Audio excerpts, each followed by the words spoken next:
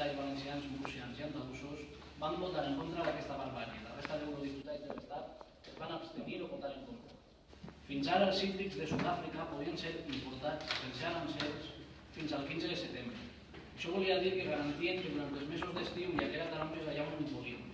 Però a mesura que començava la campanya de la taronja valenciana, si els sud-africans volien comprar les seves taronges a la Unió Europea, havien de pagar unes taxes.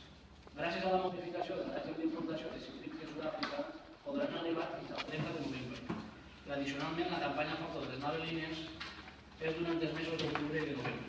Si la taronja de Sud-àfrica, sense llavor, molt sucosa i dolça de textura i sabor atractiu, com les grans companyies importadores els la publiciten, pot arribar a Europa, incloent el País Valencià i per tant a Pobla Llarga, sense cap cost, perjudicarà molt notablement les nostres taronges i, com a conseqüència, els nostres llauradors. La situació econòmica dels llauradors citrícoles valencians és molt dolenta i de nou des d'Europa ens intenten clavar una estacada. A tot això, li hem de sumar el risc de contagi d'una plaga de taronges anomenada Black Spot.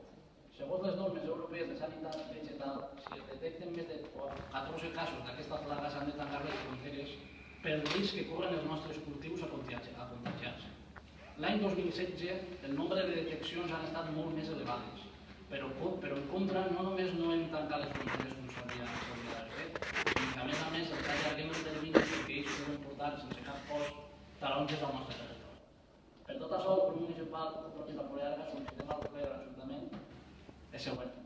L'Ajuntament de la Pobla Llarga insta el Consell a posar-se en contacte amb la presidència del Govern de l'Estat per tal que realitzi les accions oportunes davant la Unió Europea per a compensar econòmicament mitjançant ajudes els llauradors citrícoles valencians.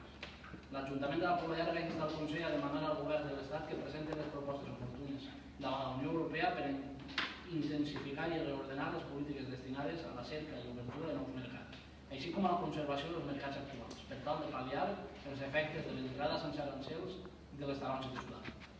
L'Ajuntament de la Pobla Llarga insta el Consell a posar-se en contacte amb la presidència del Govern per tal d'iniciar els tràmits necessaris perquè aquesta mesura no es faci efectiva en l'acord comercial com el sud d'Àfrica i les taronges del Sud-àfrica paguen arancels a partir del 15 de setembre i que no entre així en competència deslleial amb la taronja valenciana.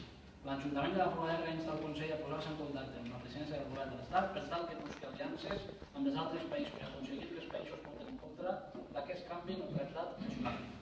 L'Ajuntament de la Pobla Llarga insta el Consell a posar-se en contacte amb la presidència del Govern de l'Estat per tal que la Unió Europea garantisca que les taronges complisquen amb la normativa fitosanitària europea i previnga la possible plaga Black Spot.